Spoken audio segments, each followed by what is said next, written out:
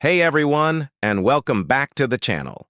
Today we are diving deep into the fascinating and often turbulent life of one of Korea's most pivotal rulers, King Taejong of Joseon. If you're into epic tales of power, family drama, and nation building, you're in for a treat. Grab a snack, get comfy, and let's journey back to 14th century Korea. You know, sometimes history feels like a dry textbook, but Taejong's story? It's pure drama.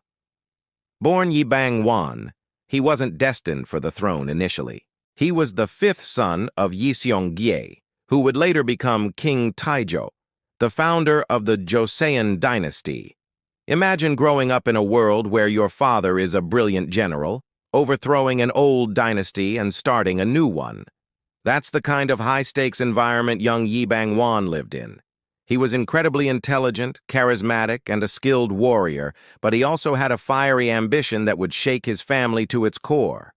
The Joseon Dynasty was founded in 1392, marking a massive shift in Korean history, and Bang-won played a crucial role in its establishment. He was instrumental in persuading scholars and officials to support his father, and even personally eliminated key figures loyal to the old Goryeo dynasty. This wasn't just about military might, it was about political maneuvering and strategic thinking. He truly helped lay the foundation for a dynasty that would last for over 500 years. But this success came at a cost, especially within his own family.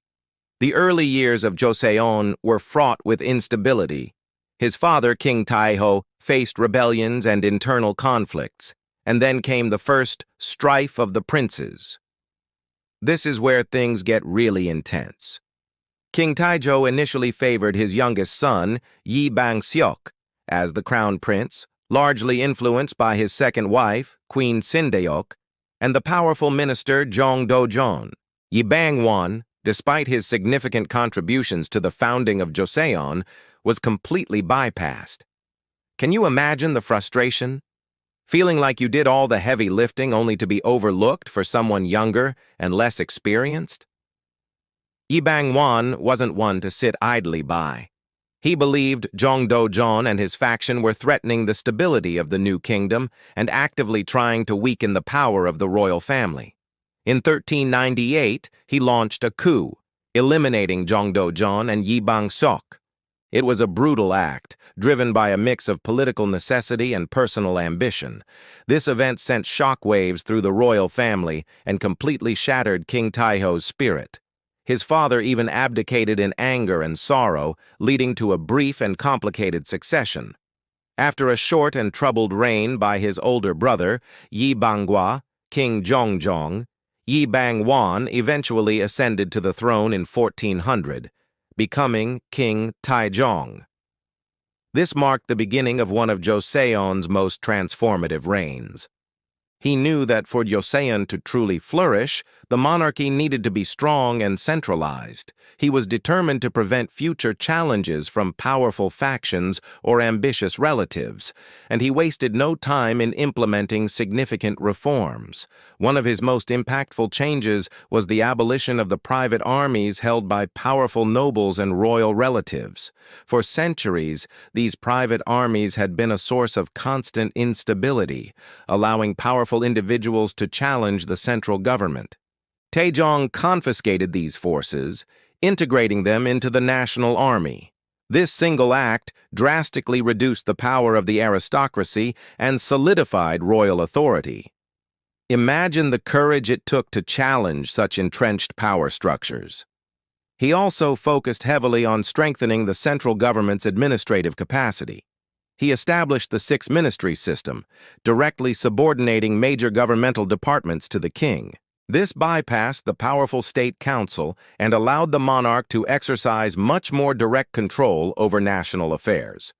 This was a masterclass in political engineering, creating a more efficient and responsive government, though certainly less consultative than some might have preferred. Taejong was also a champion of justice and law. He reformed the legal system, aiming for fairness and consistency. He introduced the Shinmun-go, or petition drum system.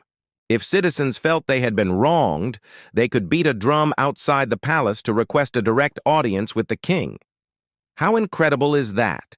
It showed a commitment to hearing the voices of his people, even as he consolidated power. He understood that a strong kingdom also needed a sense of justice for its populace. Economically, Taejong was forward-thinking.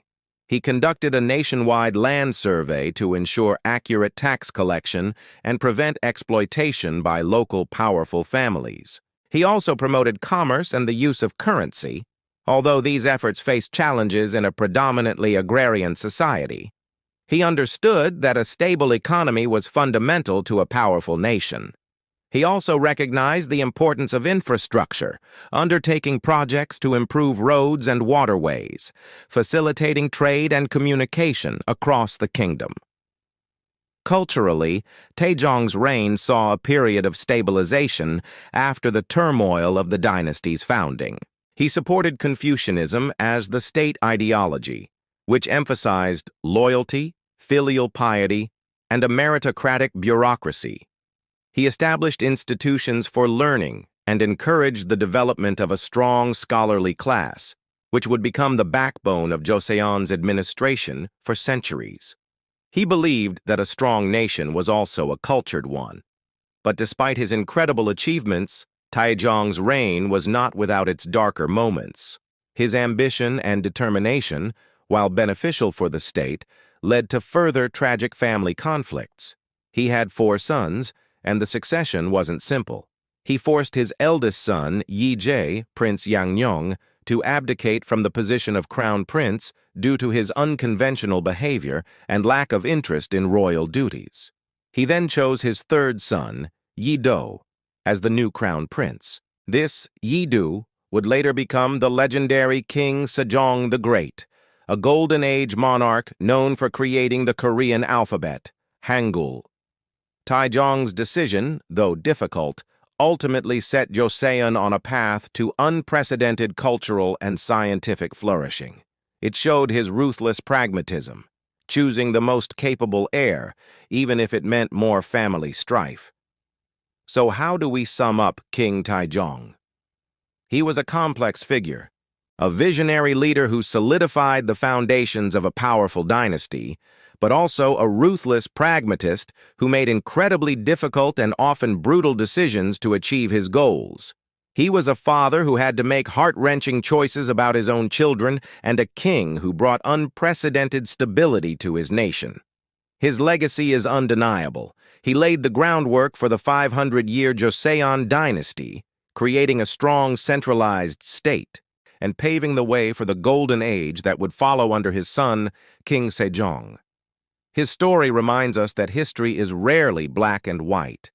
Leaders, even great ones, are often products of their time, forced to make tough choices under immense pressure. Taejong's reign is a testament to the power of a strong will and clear vision in shaping a nation's destiny. What do you think about King Taejong's reign? Was his ruthless consolidation of power justified for the stability of Joseon? Let me know your thoughts in the comments below.